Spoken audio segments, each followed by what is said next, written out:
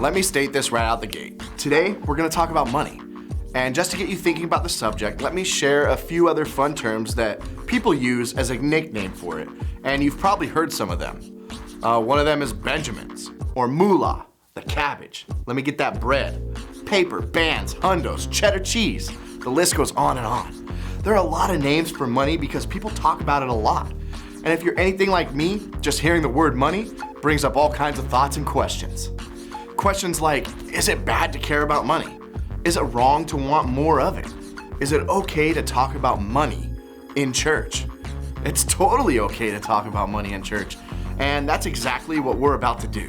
So here's the thing, no matter who you are, there are a few things that are true about all of us when it comes to money. First, we all wish we had more. And second, it can be frustrating.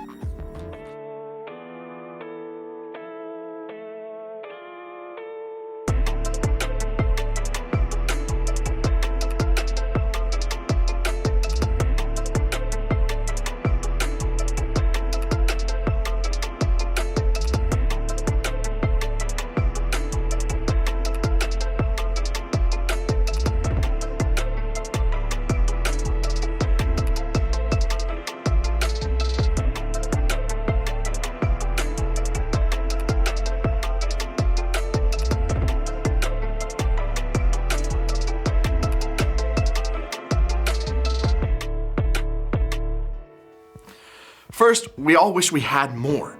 You have some stuff that you'd love to get and love to do.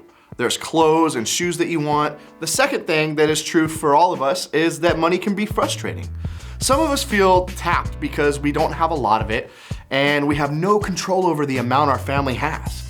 Some of us don't work and we don't get to say how our parents spend it. In case you thought that God doesn't care about money, consider this. The Bible mentions money more than 2,000 times. Meaning that we aren't the first people to struggle with our thoughts and feelings about money. Money has been complicated as long as it has existed. Here's something that Paul said about money.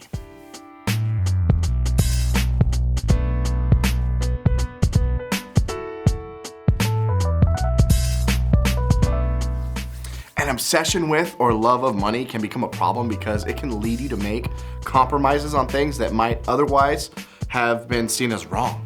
All to satisfy your appetite for more money. Things like greed, stealing, jealousy, and lying can all be connected to the love of money. And when Paul said, pierced with many griefs, he's basically saying that these things will eventually come back and hurt you.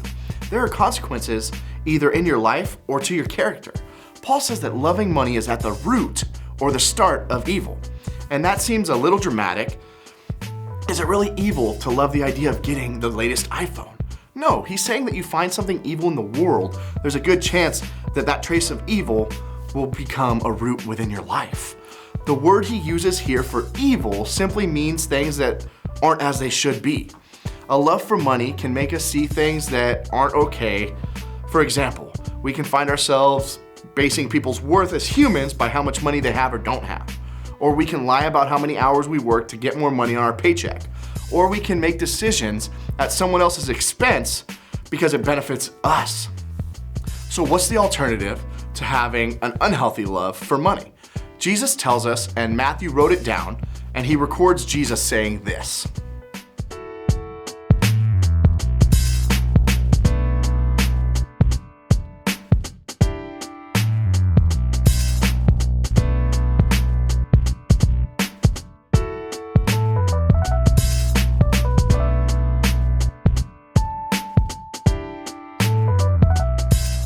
The first part of this verse makes one point. Every material thing on earth will eventually be trash or can be taken from you. It's a reminder to challenge what we value most. And the last part of this verse is the key part. The material thing that takes up your thoughts, desires, and time and energy, that's what's most important to you.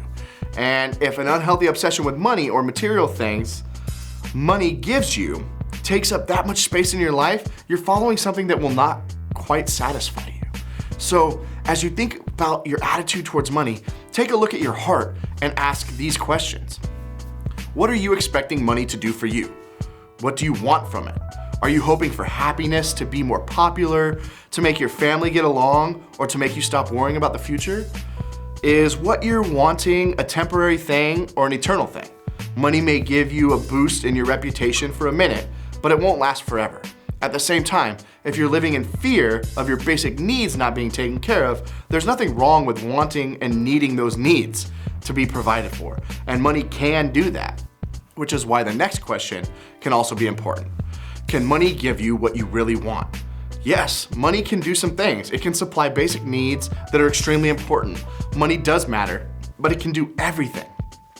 It cannot do everything. What change do you need to make in your attitude towards money? Maybe it's changing the way that you use money that you have. Maybe it's addressing some of the anger you feel around that. Maybe it's asking or getting help for the needs that you and your family need met. Maybe it's changing the way that you see people who have more or less money than you. Imagine if we reached the end of our lives, looked back and realized our hearts were invested in eternal things, things that Jesus wants for us. Instead of material money and things that money can buy, imagine how much more filled our lives would be with Jesus and these non-eternal things. Think about how much better our lives would be because of this.